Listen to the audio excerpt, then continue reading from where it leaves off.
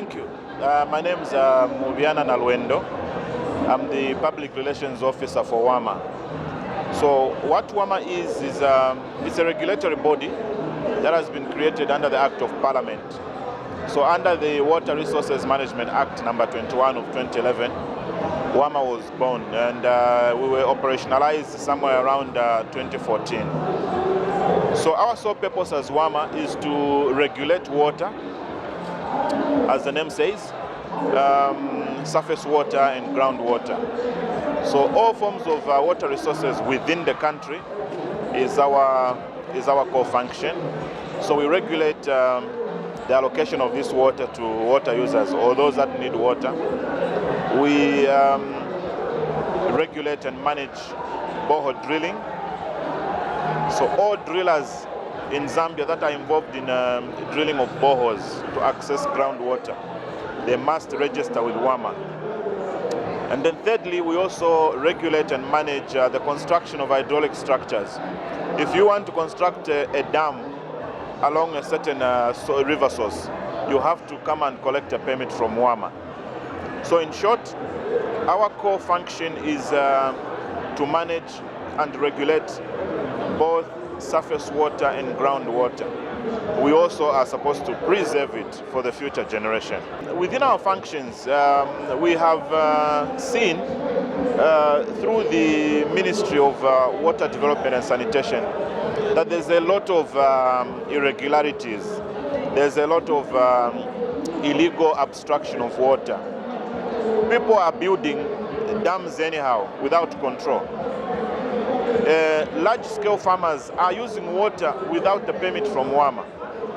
So now the danger there that we are seeing is that we are running a risk of depleting our finite water resource. So we ought to manage these resources effectively. So this is why the ministry has come up with a 90 days amnesty or 90 days window through which all those that are using water illegally without a permit must come to Warma to collect one. So as we speak today, the amnesty period remaining is only 37 days because every day counts. So now we are calling upon members of the public, all those that are using water without a permit, to rectify their permitting system now within the 37 days remaining. All those that are constructing or wish to construct hydraulic structures, those that are in a habit of altering the natural state of the river banks must come to the authority. Because the moment the window closes, then we are seeing a situation where Warma will go flat out, inspect, and if you are found wanting, then the law will visit you. Penalties are clear within the Water Resources Management Act. It ranges from fines, imprisonment, or both, depending on how unfortunate you are going to be. So members of the public therefore need to come forth and collect their permits so that when this window closes, we are all best friends. 2022 Zambia International Trade Fair resonates well with our core function. We are adding value to the economy per se. The Water Resources Management Authority supports the agricultural sector to a greater extent. We are supporting the agricultural sector through the allocation of water resources. So as we allocate this water, the overriding principle we are using is equity. So now this simply means that we are distributing water resources to all water users equitably. It means if your water need seem to be larger than your next farmer, we are going to allocate you so that everyone has access. We are supporting the transport sector, marine transport. We are supporting the tourism sector through recreational activities and the mining sector as well. So therefore, we are seeing that Warma being at the center of the water management, we are adding value to the economy of the country. So as we speak, in our support of the agricultural sector, We have, in collaboration with the Zambia National Farmers Union, come up with the water committee. So this water committee, as we speak, has even had their inaugural meeting. This inaugural meeting was meant to look at the terms and conditions of the water committee, was meant to look at how then we can iron out all these bottlenecks that affect the farming sector, to make sure that the farming sector can blossom and we can reach them at their point of need. So the other point that we can look at is we have reduced our permitting system period.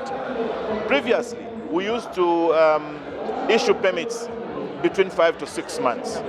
But we are proud to say that the authority has worked tirelessly to reduce this period from 5 to 6 months. Now we are able to issue permits to within 2.5 months. So this is a very, very serious positive move that Warma is putting in place to respond to the needs of all the farmers within the country. All right, so I would also like to call upon the show goers to visit the Warma stand and access many other services that we are providing. So Warma is located in the Rexhof Fatigue premises.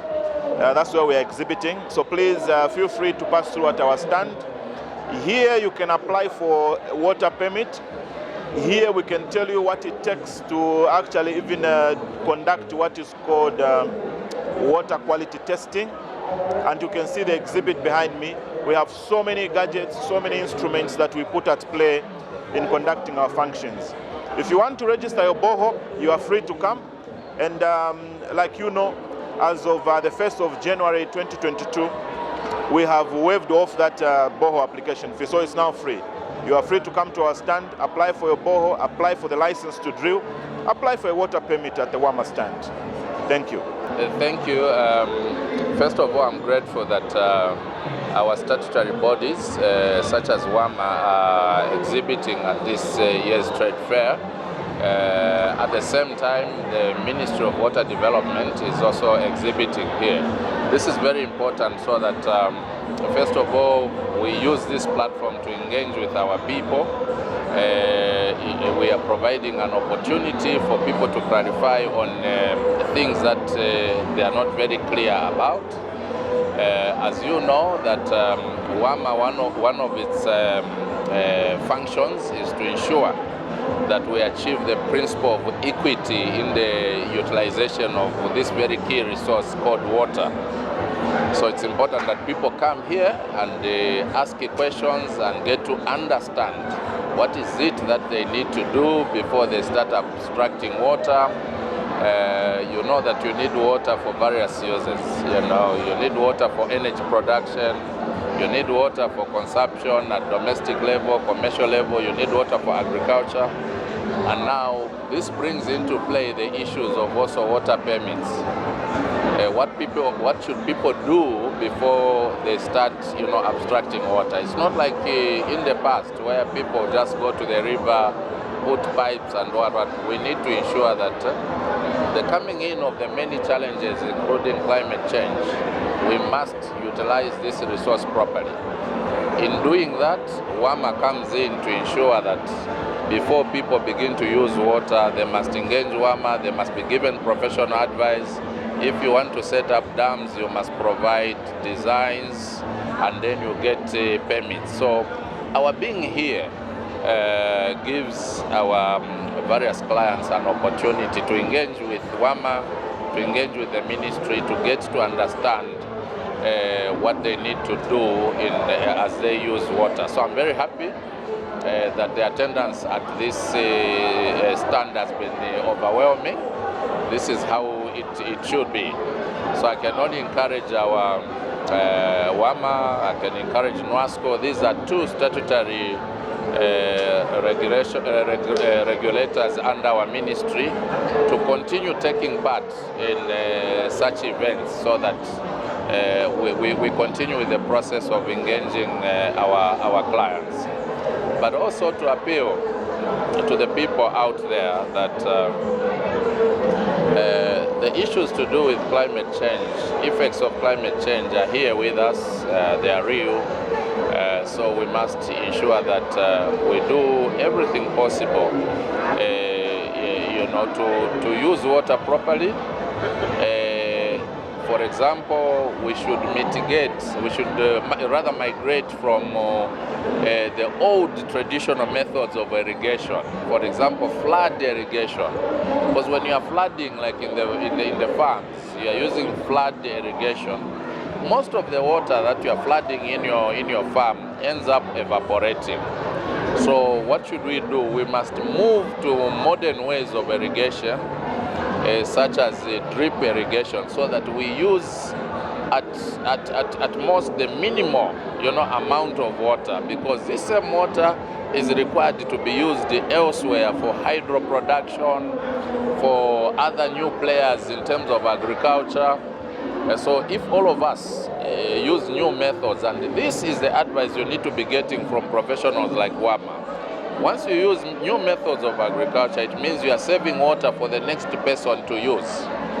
So this is very important, and I think working together with our colleagues from the Fourth Estate, we can go an extra mile to sensitize the people on the need to use the water properly, but also on the need to avoid water pollution.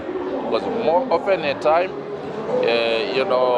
the activities that are leading to pollution in terms of groundwater, in terms of surface water, and then it becomes very expensive for the utility companies to treat this water in order for it to be consumed by the end user. So if we can avoid, if our activities are done in such a way that we avoid to pollute water, then it will be even cheaper to treat this water to be used by the consumers. So we urge the people who are coming to the trade fair to come around to the Warma stand the next few days and get information. It doesn't matter, even at the domestic level, commercial level. It's important that people should have this information. Information is power. So let them come around and interact with us and get as much information as possible. So thank you very much for this opportunity.